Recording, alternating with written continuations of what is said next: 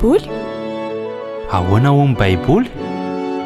Fampianarana ara-baiboly mitohitohy arahanao eto amin'ny Open Radio, iarahanao amin'ny namana Richard Andrianjatovo. Ahoana ho ny baiboly? Ahoana ho ny baiboly?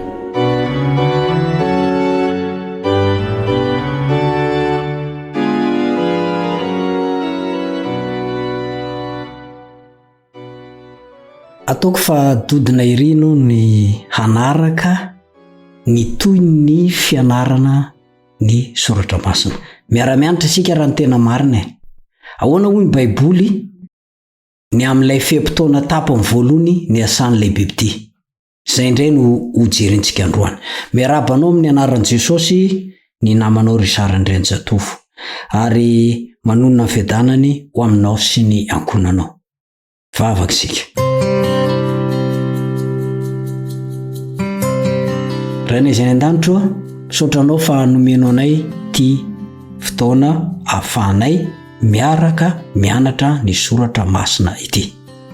Mamelany hely koa satria mpanota tsy mendrika izay.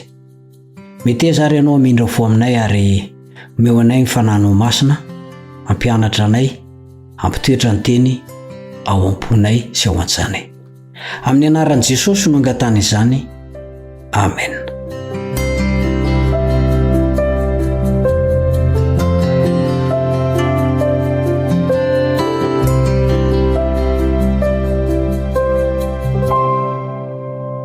Ahoana hoy ny baiboly mahakasika ny fepotona tapany voalohany ny asan'ilay bibity.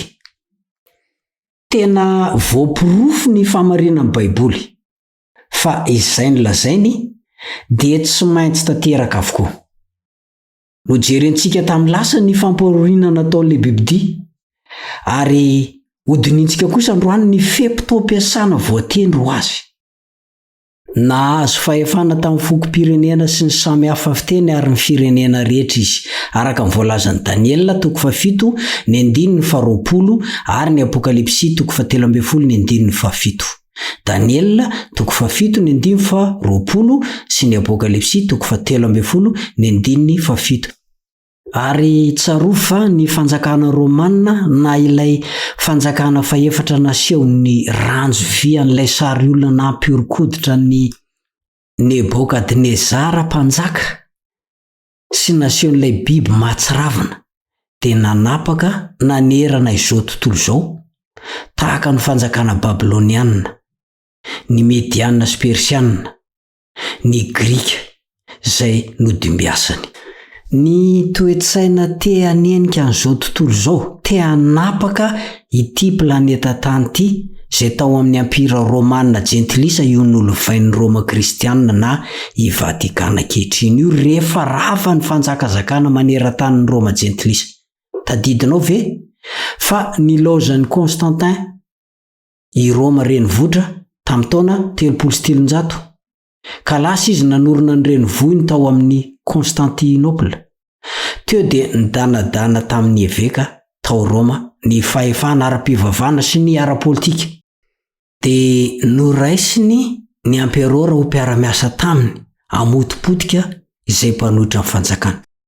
Teo amin'ny taona 730 ny feno tanteraka ny fahefana papaly rehefa nampiarina ny didina voakany amperora Justinien tamin'ny taona 335 izay nanome fahefana feno ny papa hifeny eglizy sy ny kristianina maneran-tany. Nanao toy izany tamin'ny androny avokoa ny papa na ny fandimby toy ny papa Innocent, papa Léon voalohany, papa Stéphane faharoa, papa Léon fahatelo sy ny sisa. Tanteraka ny voalazan'ny baiboly fa nomena fahefana tamin'ny fokom-pirenena sy ny olona sy ny samy hafa fiteny ary ny firenena rehetra izy. Izay voalazan'ny Apokalipsy 7 ny 7 tapany faharoa. Mandra-pahoviana nefa izany faharetana izany. Dia izao no voalazan'ny Apokalipsy 7 ny 5 manao hoe 12 volana. Ny fepotona voalaza ao anaty baiboly dia misy izy io ara-baky teny. ary misy ny ara-paminaniana. Koa ny 12 volana eto dia ara-paminaniana fa tsy ara-baky teny. Ka amin'ny ara-paminaniana azy zay dia tsara ny tadiavana zay tiany faminaniana ambara mikasika azy. Ny 2 volana amin'ny fanosan'andro hebreo dia 30 andro ara-baky teny. Ary ny 2 andro ara-paminaniana dia taona iray hoy ny Ezekiela 4:4. Ezekiela 4:4. Mbola azonao jerena ihany koa ny Nomery 4:12. Nomery 4:12. Azo ampiarina tsara reo raha ohatra hoe hamafem-potoana ara-paminaniana isika. Koa raha 12 volana zany no faharetan'ny fahefany dia manome 7,300 andro ara-paminaniana na 7,300 taona ara-baky teny zany.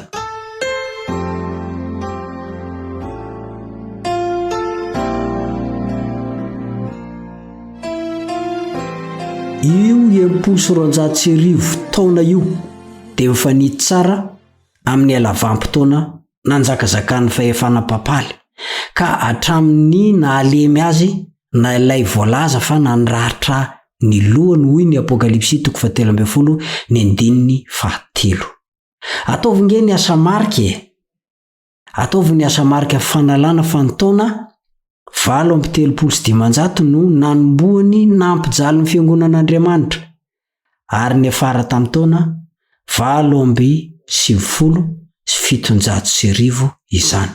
Zany hoe manome 7,300 taona tanteraka voalazan'ny Apokalipsy 2:17 ary ny Apokalipsy 2:12. Tena nijaly ny fiangonan'Andriamanitra nandritra ny 7,300 taona eo. Efa nitany saintsika tamin'ny lesona teo aloha ny zava-doza nataony momba ny fampijaliana izay nanohitra azy. Norarana ny famakiana Baiboly. Apokalipsy 2:1:7 ka hatramin'ny 4. Na fiainana tsy hitan'ny olon-tsotra ny fahamarinana. Tsy nofahanana ny fahamarinana ara-Baiboly ny olona fa ny filozofia Grika ary ny filozofia jentilisa. Zany no natotitra ny kristianisma. Nisy mihitsy aza fandrarana nivoaka tany amin'ny konsily tao Toulouse ny taona 7,400 ny tsy tokony hananan'ny olon-tsotra ny Baiboly, ka ny afara tamin'ny fandoroana ny trano izay mandika zany fikevitry ny konsily zany. Santionany ny niatra tamin'ny Philbert Hamelin izay nogadraina sy nokendaina ary nodorana velona tany Frantsa tamin'ny taona 7,700 noho ny nampidirany ny Baiboly. Ary nodorana velona ihany koa i Denis Le Vert tamin'ny taona io ihany satria tratra nampiditra Baiboly tany Normandie. Variana tamin'ny ady aranofo sy ny filibana ny papa rehetra. Nitsangana nanotra n'izany kosa ry Bernard de Clairvaux ka nitady fiverenana ho amin'ny famarinan'ny Baiboly. Toy izany koa ry François d'Assise, Jean Wycliffe, Jean Hus, Jérôme, ireo Vaudoisy ka taresy nanolo tena hanaraka ny filazantsara. Milaza io fehim-potoana 7,300 taona io amin'ny fomba hafa koa ny Baiboly. Amin'ile hoe fetrandro ray sy fetrandro roa ary atsasaka amin'ny fetrandro. Daniela 7:15 no ahitana an'izay. 7:15 Daniela 2:7 2:7 ary ny Apokalipsy 2:12 Apokalipsy 2:12 azo fitinina hoe 3 andro sy tapany. ahoana indray moa no tokony amanan'io? Ny andro na fiatrano iray dia taona iray ho isika teo aloha, ary ny taona iray dia misy 300 andro. Mitovy hevitra amin'ny hoe taona zany ny teny hebreo fiatrandro idamma, izay hita ao amin'ny Daniela 4:7-7, 9:20, 9:12 ary 9:7. Averiko Daniela 4:7-7,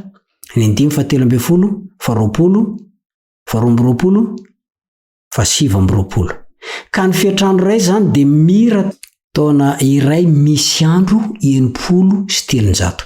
Ny fiatrandro roa dia taona roa misy andro 200. Ny antsasaky ny fiatrandro zany tapa-taona misy 700 mizara roa izay manome andro 200. Aza atao magaga anao ny hoe taona iray misy 700 andro, satria tamin'izany dia tsy 5,700 na 4,700 tahaka ny taonjato misy antsika zao ny isan'ny andro ao anatin'ny taona iray.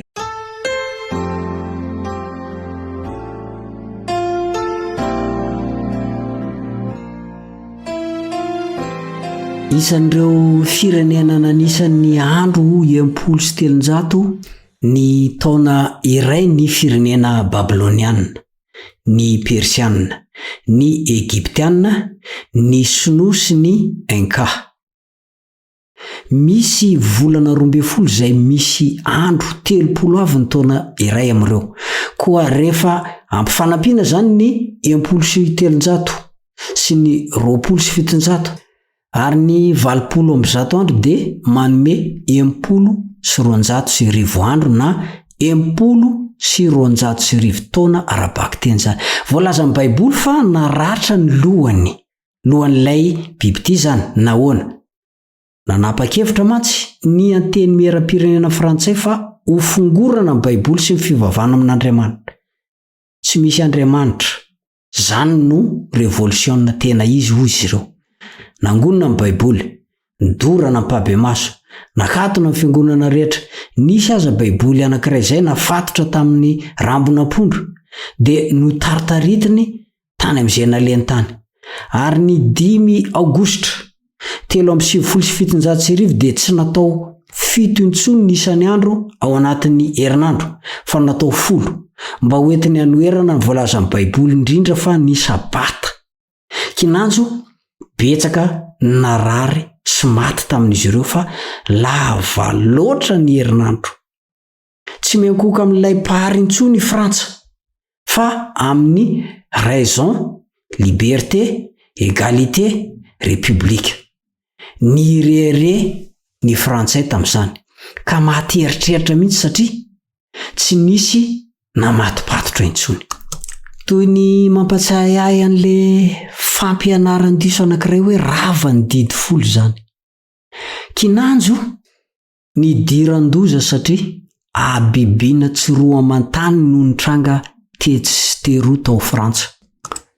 Halatra sy fandrobana, faty olona mikararana, feno hipoka ny fonja.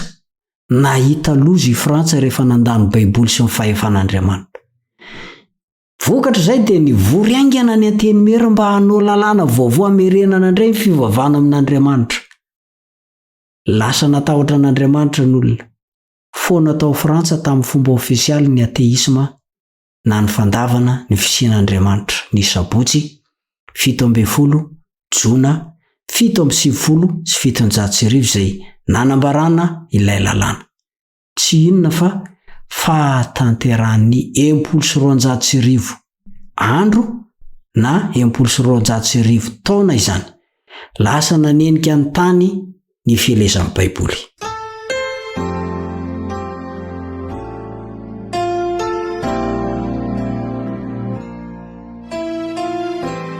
Rehefa tsy nahomby teo amin'ny fanenjeham-pivavahana tao aminy kosa ny fitondram-panjakana Frantsay dia nitodi-donakany Roma izy ka namely ny fiangonana katolika izay halany tokoa satria heveriny nanakana ny fandrosoana sy ny fahafana io fiangonana io.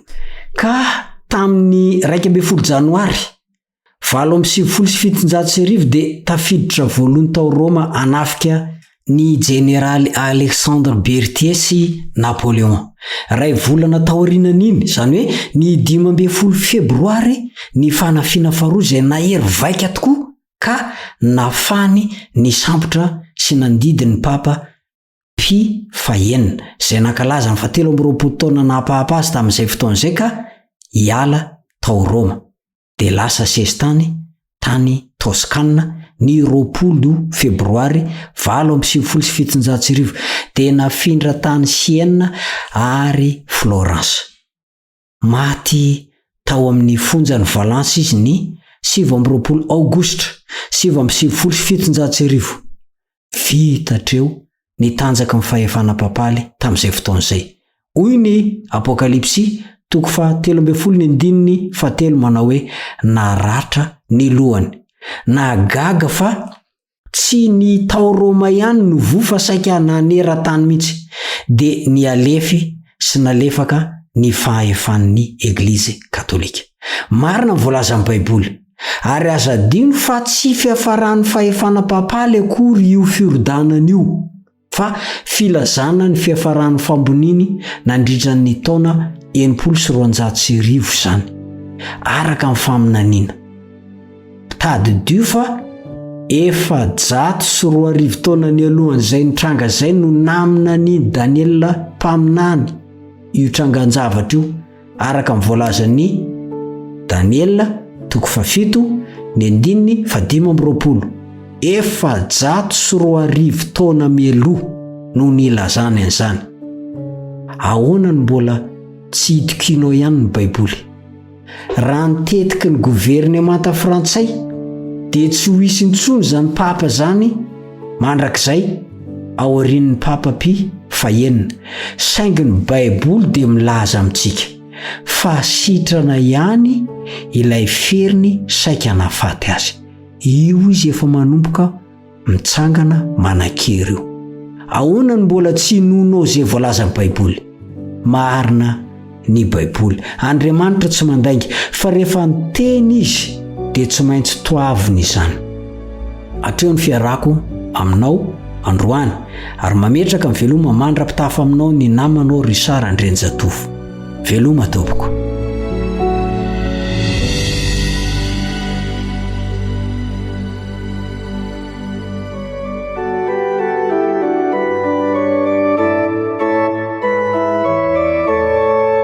Ahoana hono Baiboly? Ahoana hono Baiboly? Fampianarana ara-Baiboly mitohitohy arahanao eto amin'ny Open Radio, iarahanao amin'ny namana Richard Andrenjatovo. Ahoana hono Baiboly? Ahoana hono Baiboly?